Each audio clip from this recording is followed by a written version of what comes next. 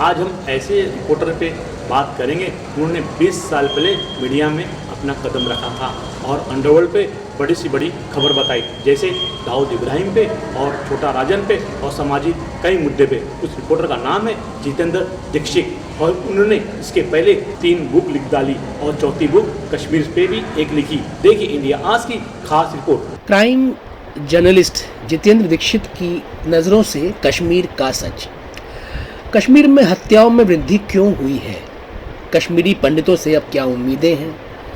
जानना हो तो पढ़ें क्राइम जर्नलिस्ट जितेंद्र दीक्षित की लिखी किताब वैली ऑफ रेड स्नो।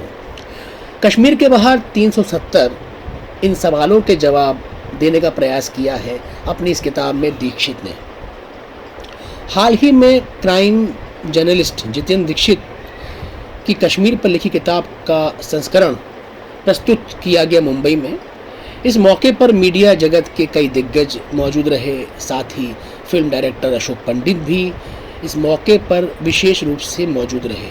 वरिष्ठ पत्रकार श्री गुरबीत सिंह जी ने भी इस आयोजन में शिरकत की और वरिष्ठ पत्रकार श्री सुनील सिंह जी ने और संजय सिंह जी ने भी अपनी उपस्थिति दर्ज कराई। ये तस्वीरें हैं मुंबई में क्राइम जर्नलिस्ट जितेंद्र दीक्षित की लिखी नई किताब वैली ऑफ रेड स्नो के विमोचन के दौरान की। जैसा कि आप तस्वीरों में देख रहे हैं, जितेंद्र दीक्षित के कश्मीर पर लिखी गई वैली ऑफ रेड स्नो किताब के विमोचन पर सिर्फ मीडिया जगत के कई दिग्गज ही नहीं बल्कि सिनेमा जगत से जुड़े लोग भी इस मौके पर विशेष रूप से नजर आ रहे हैं। वैली ऑफ रेड स्नो के राइटर जितेंद्र दीक्षित के नाम से इंडिया आज के दर्शकों को परिचय कराया जाए, ये हम ज़रूरी नहीं समझते। जितेंद्र दीक्षित अपने आप में एक ऐसी हस्ती है जिन्होंने मीडिया में रहकर कई बड़े क्राइम पर अपने अनुभव अपने सोशल साइट्स पर साझा करते रहे और कुछ अनुभवों पर तो किताब भी लिख चुके हैं। उसी सफ़र में एक और सफ़र कश्मीर में जब धारा 370 हटाई गई, उसके बाद कश्मीर के हालात किस तरह रहे और कश्मीरी पंडितों के मन में क्या है, कैसे कश्मीर में हत्याओं का ग्राफ अचानक बढ़ने लगा, इन तमाम सवालों के जवाब शायद दर्शकों को दीक्षित की लिखी किताब वैली ऑफ रेड स्नो में अपने आप मिल जाए। वैली ऑफ रेड स्नो में बड़ी बारीकी से धारा 370 को हटाने के बाद किस तरह से कश्मीर के हालात रहे और इन हालात में कश्मीरी पंडितों के मन में क्या है, उसे भी जानने की कोशिश दीक्षित ने अपनी इस किताब में की है। विमोचन में आए तमाम जर्नलिस्ट राइटर जितेंद्र दीक्षित को उनकी इस किताब को लेकर बधाई दे रहे हैं। वहीं विमोचन में आए फिल्म डायरेक्टर अशोक पंडित, जो कि खुद कश्मीरी पंडित हैं, कश्मीर के ताज़ा हालात से गुजरे वक्त की तस्वीरें जो उन्होंने अपनी आंखों से देखा वो यादें साझा की। राइटर जितेंद्र दीक्षित ने वैली ऑफ रेड स्नो में अपनी कलम से उन्हीं बातों को तमाम दर्शकों तक पहुंचाने की एक छोटी सी कोशिश की है जो कश्मीर के बारे में, वहां के रहने वालों के बारे में, धारा 370 हटाने के बाद कश्मीर की स्थिति किस तरह से है, इस तरह की तमाम बातों का जिक्र अपनी इस किताब में किया है। क्राइम की दुनिया में, पॉलिटिकल दुनिया में तहलका मचा रखे, उन्होंने चौथी बुक लिखी है। आज हमारे साथ सौभाग्य है कि आज उनके साथ बैठ के एक बार हमारा इंटरव्यू लिया था कि जिस टाइम पे हम समाज सेवक थे, आज ऐसा मौका मिला है कि मेरी खुशकिस्मती है कि मैं आपका छोटा सा इंटरव्यू दे रहा हूँ। कैसा महसूस कर रहे हैं और इस बुक के जरिए से आप क्या संदेश देना चाहते हैं? कैसा महसूस कर रहे हैं? तो बहुत अच्छा महसूस कर रहा हूँ, बहुत प्रोत्साहित महसूस कर रहा हूँ। इस फंक्शन में इतने सारे लोग आए जिन्होंने हौसला अफजाई की, तो बड़ी खुशी हो रही है। आज और लिखने की प्रेरणा मिल रही है। और मैंने बुक क्यों लिखी, इसके पीछे का कारण ये है कि बतौर टीवी जर्नलिस्ट मैंने बीते 10 सालों में कश्मीर के कई सारी बड़ी घटनाएं कवर की, लेकिन कई ऐसी कहानियां थी जो मैं बतौर टीवी जर्नलिस्ट जो है पेश नहीं कर पाया और मुझे लगता है कि उतना वक्त नहीं मिलता है टीवी के माध्यम से उन कहानियों को पेश करने का। तो किताब एक लॉन्ग फॉर्म ऑफ जर्नलिज्म है, तो मैंने इस किताब के ज़रिए उन तमाम कहानियों को कहा है। तो मुझे लगता है कि जो लोग ये किताब पढ़ेंगे तो उन्हें कश्मीर के बारे में और ख़ास करके धारा 370 जब अनुच्छेद 370 जब हटाया गया कश्मीर से, जम्मू कश्मीर से, तो उसके बाद नया कश्मीर कैसे शेप ले रहा है तो उसकी जानकारी उन्हें इसमें मिलेगी। हमारे साथ सीनियर रिपोर्टर सुनील सिंह जी है, जितेंद्र जी की बुक लॉन्चिंग में पहुँचे हैं। आप किस तरह की हमारी चीज़ों को मुबारक करते हैं? बिल्कुल, मैं चाहूँगा कि ये किताब सफल हो और जितेंद्र दीक्षित लगातार लिखते चले जा रहे हैं। ये शायद इनकी चौथी किताब है और मेरी कुछ शुभकामनाएँ हैं उनके साथ और ईश्वर से प्रार्थना है कि किताब खूब लिखें, लोग पढ़ें और लोग इस किताब के जरिए कश्मीर को समझ पाएं। फिर 70 पे किताब लिखी है, उस पर आप 370 धारा पर किताब यही किताब है, वहाँ की क्या परिस्थिति है। किताब चूँकि मैंने अभी पढ़ी नहीं है, इसलिए मैं उसमें बहुत ज़्यादा टिप्पणी नहीं कर सकता, लेकिन जिस तरह की पहले की उनकी किताबें रही हैं तो मुझे उम्मीद है कि ये किताब भी काफ़ी रोचक होगी, पढ़कर वहाँ की हकीकत समझ में आ पाएगी। सीनियर रिपोर्टर उमेश कुमार जी है, बुक लॉन्चिंग पे आए हैं, किस तरह से आप मुबारकबाद देते हैं?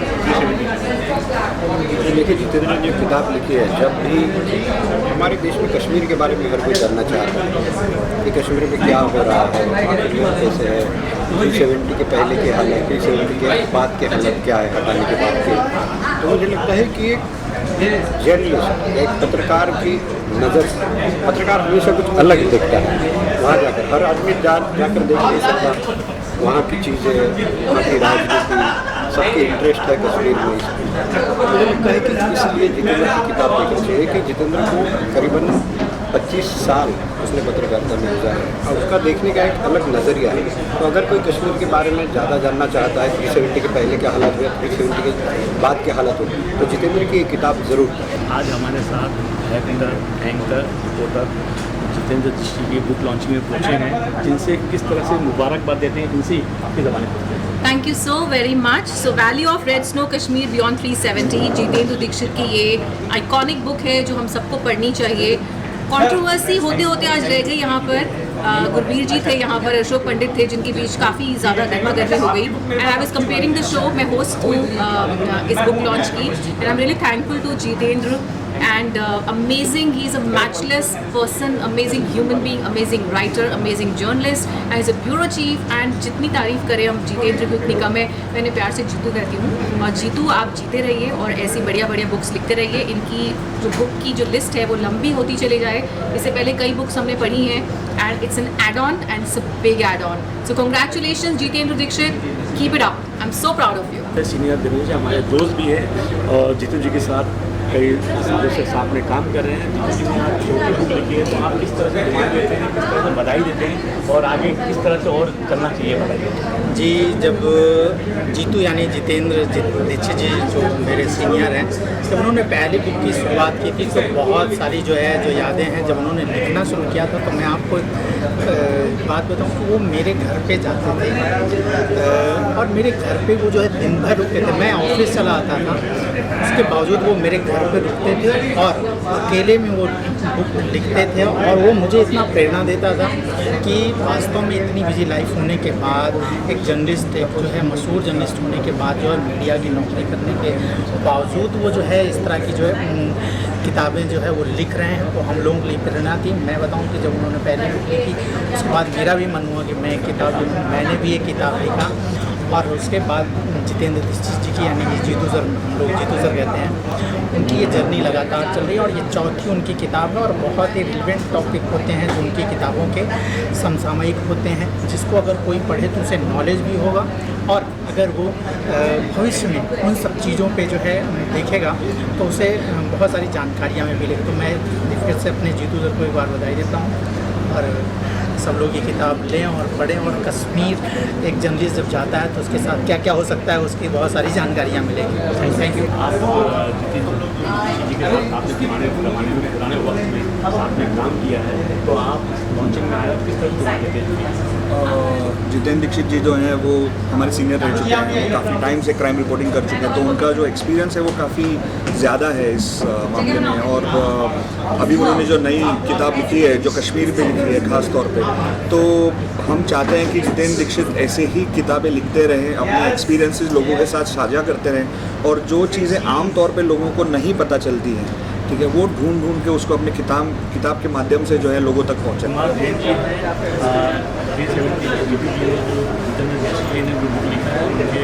लॉन्चिंग की मुबारकबाद देने किस तरह से आप जितेंद्र जी को दुआएं देते हैं, बताइए। बहुत ही सुंदर, हमेशा वे तो बहुत बड़े ऑथर रहे हैं और हमेशा बुकें हर सब्जेक्ट पे उन्होंने लिखी है, लेकिन अब इस समय जो कश्मीर का माहौल है, इलेक्शन का माहौल है और ऐसे पीरियड में कश्मीर का जो उन्होंने बुक छापी है वो वाकई बहुत सराहनीय है और मैं उनको दिल से बधाई देता हूँ और उनसे आशा रखता हूँ कि ये बुक चले और खूब बिके। उसकी कुछ कंटेंट्स मैंने देखे थे, कुछ कंटेंट्स में मैंने भी उनको थोड़ी बहुत जब उन्होंने पूछा तो मैंने सहायता की थी और तब मुझे महसूस हुआ था कि नहीं, ये बुक वाकई सुपर हिट होगी। मैं बड़े दिल से उनको बधाई देता हूँ और ये 370 की जो बुक उन्होंने छापी है कश्मीर पे, उनको बहुत सक्सेस दे रहे हैं।